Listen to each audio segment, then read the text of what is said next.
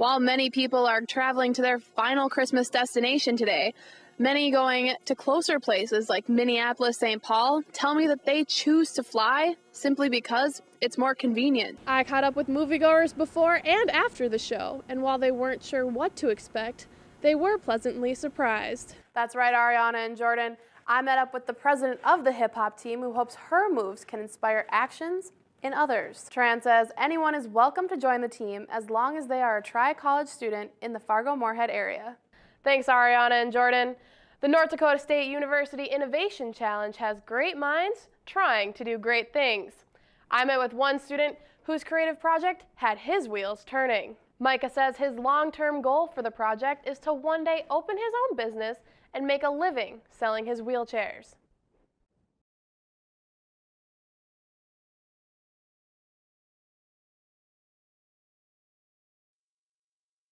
Did it save lives?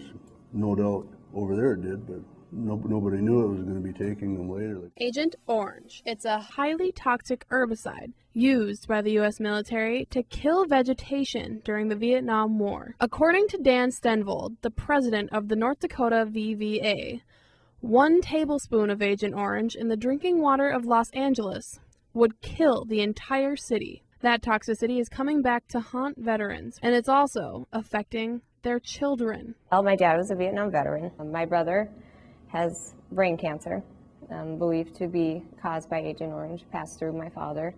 And their children's children. Our daughters that can't have children, there's a lot of them. I was telling Ashley there's probably, I know of at least 70 in North Dakota alone where the daughters can't have kids. 11 million gallons of Agent Orange were sprayed in Vietnam, over 20 million acres, putting 3 million Vietnam veterans and their families at risk. It's an everyday question, kind of, what's passed on, what's not passed on. Stenvold did 3 tours in Vietnam, and in 2002, he was diagnosed with diabetes, linked to Agent Orange exposure. Since then, he says he's made a vow to raise awareness. 2 years ago, the VVA received $50,000 to do just that. It's amazing how many Vietnam veterans don't even know about it. And, so it's really opened the eyes. I got to thank the North Dakota legislature because, 2 years ago, they had enough faith in us to go out and do what we're doing, and it's working. So far, Stenvold has visited 23 counties in the state to raise awareness about this big issue and how veterans can get help. A movement he's now dedicated his life to help hundreds of families suffering from the effects of Agent Orange. In Fargo, Haley Foster, Valley News Live.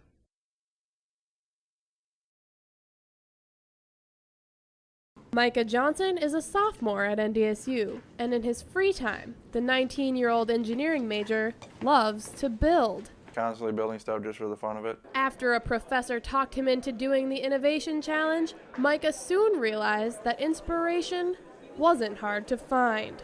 One night I just thought about it when I was laying in my bed, and I just came up with this idea just to make it a 3-in-1 wheelchair that can just cover everything. After that, all the pieces started falling together. I actually built the tracks one night, and then I was going to do the rest over Christmas break, and then I kind of ran out of time, so I came back the Monday and finished it all in one day. And Micah's 3-in-1 track wheelchair prototype was born, replacing the usual 3 chairs many people need to get through the day. Whether it's going upstairs, trekking through the snow, or roaming around the classroom, this one does it all. I got the idea of tracks because they have track wheelchairs out there now, but the thing is with them, you can't get them into a building. According to Disabled World, 3.3 million Americans use wheelchairs on a daily basis, and Micah is one of them. He was born with muscular dystrophy, a disease that causes your muscles to get weaker over time. The motivation behind it was just to make me more independent, or just make other people more independent that use wheelchairs. A new independence he hopes to make a reality by the end of the summer. It's a goal to set, I guess. And then I'm hoping to just start using it, letting people just see what it does. Are you shooting for speed too? Yes. Nice. Yeah, this thing goes too slow. 4.9 miles an hour, it's not enough. you need to, yeah, I want to at least go like 8 or 10. A self-sufficient wheelchair that Micah is confident will have him and others cruising through life in the fast lane. Jace Lazakowski is 13. He's been in 4-H since kindergarten. Twice a day, he goes out to a pole barn to care for his show animals. Since they were born. But not anymore. When we first saw it, we just didn't really believe it, and then when the fire people came, it was just too late for them to do anything. The roof of the barn completely collapsed, trapping Jace's 3 cows, 5 goats, nearly 30 chickens, 6 guinea hens, and a peacock. It was very hard. I mean, we lost a lot here, and we're not even going to get a portion of it back. Only a handful of the animals survived. 1 chicken, 1 cow, a llama, and a few goats. Jace says the hardest part was seeing his favorite animal, a billy goat, We called him Fred. fight for his life. When I come out here, they were all already dead, so I guess the only thing that was kind of creepy was the billy was all burnt up. He must have busted down the gate or something, because he got out, but he was all burnt. But he didn't make it. We had to put him down. Jace says he plans on rebuilding his mini farm from the ground up. I'm going to get some chickens from some of our friends, and I got a goat that ran out of the barn. I'm going to buy some cows from some people up north. For now, the family says they have their hands full, sorting through the debris and looking for anything salvageable. There's my pitchforks. In Pennington County, Haley Foster, Valley News Live.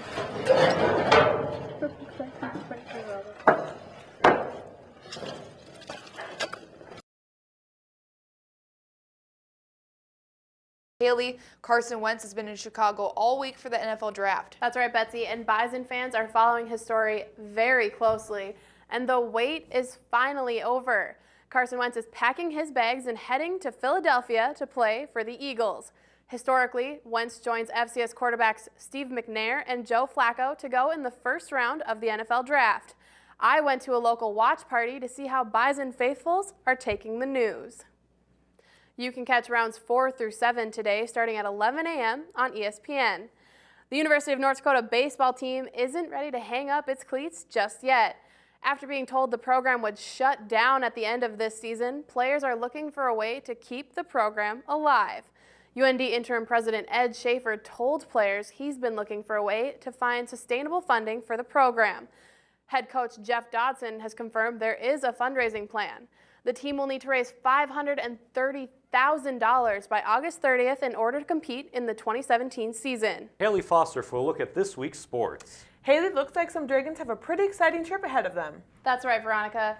Nearly a decade ago, an All-American relay team in the 200-meter medley, as well as an individual champion in the 100-meter breaststroke, walked the halls of Nemzik Fieldhouse at MSUM. This week, the Dragons are on the hunt again as they head to the Division II National Swimming and Diving Championships. Reporter Brandon Larson introduces us to the women in the water. Sullivan qualified in the 100 backstroke, the 50 freestyle, and the 200 backstroke.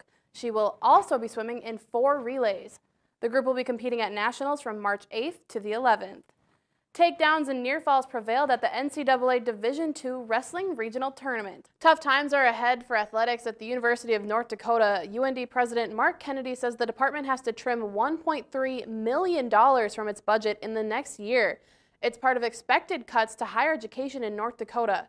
President Kennedy says he understands it's a difficult hurdle for the department to overcome, but it is something the school has to do.